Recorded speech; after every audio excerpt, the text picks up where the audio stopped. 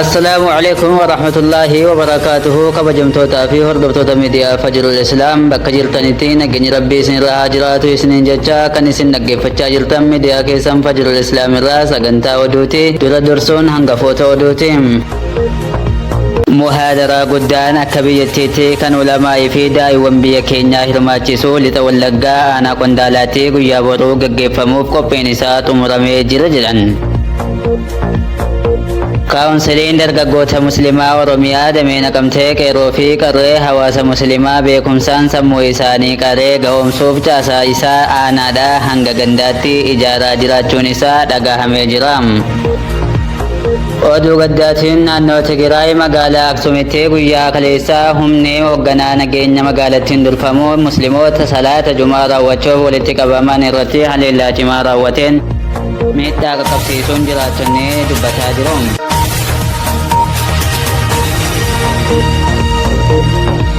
محاضرة قدانا كبيتي كان علماء في داي وانبيا كينيا هرماتيسو لتولقا أنا قندالاتي قيا بروغ قفموف قبين سات مرمي جرى جدوم أكا ميديانا ملتن تيوي قباستي سغنتا سينا قبيسا كناف جيلي علماء كينيا دكتور كمال حاج غلطو تندرفمو قدنا لتولقا أنا قندالا سينون تمناه أن تاسفمي في جرى جدام سبب محاضرة قدان كن قدامي فيسي إبا برطوتا مركز قدتشا أنصار الدين كان قدنا ولقلتا أنا قندالا alaatti argamu eebbisiisuuf ta'uun isaa beekamaadha.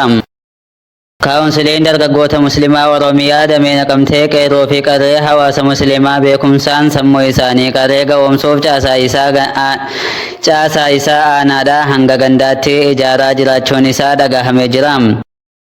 Maarree dura bu'aan kaawunsilii dargaggoota muslimaa aanaa naannoo qumbaa fi hoogganaa miidiyaa fajrul islaam kan tahan ustaaz mubaarak sheek abdul qaadir bakka imaamman masjidaa fi hawaasni muslimaa hedduun argamanitti argamuun maalummaa kaawunsilii hubachiisanii akka imaamman masjidaa qeerroo biyyaa ijaaruu qabanillee dubbatanii jiru. Kaawunsilii dargaggoota muslimaa kan jedhamu gubbaa kana federaalaa kaasee ijaaramee gad dhufee jechuudha.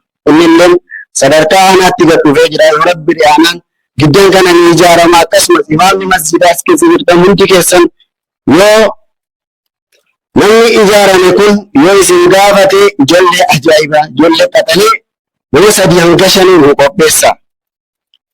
Yoo neefi gubbaadhaa ijoolleen kakaama yoo isin gaafatan nama diin kana deemsisuu danda'u nama 3 yookiin nama 5 nuuf qopheessaan isiniin jira.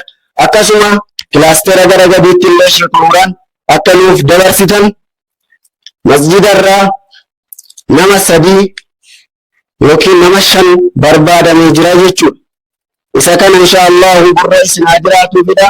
Yoo rabbi jedhee sadarkaa aanaatti giddan kana ijaaramee ni xumurama.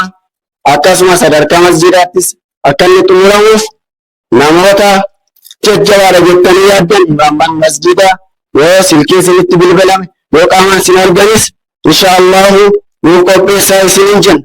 Akkasuma kaawunsilii jechuun majlisa wajjin wal ta'ee hojjetudha.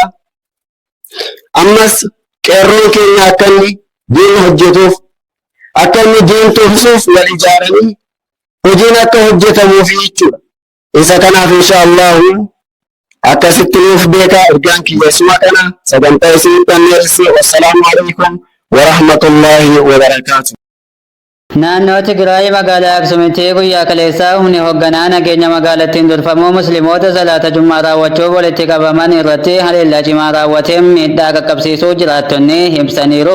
Akka odeeffannoon jiraattota irraa argametti musliimoonni yeroo salaataaf qophii godhanitti gareen hoogganaa nageenyaa kanaan durfamu sagalee guddistuu dabalatee meeshaalee salaataaf hawaasni muslimaa itti fayyadamaa jiru saamanii fudhatu jedhu.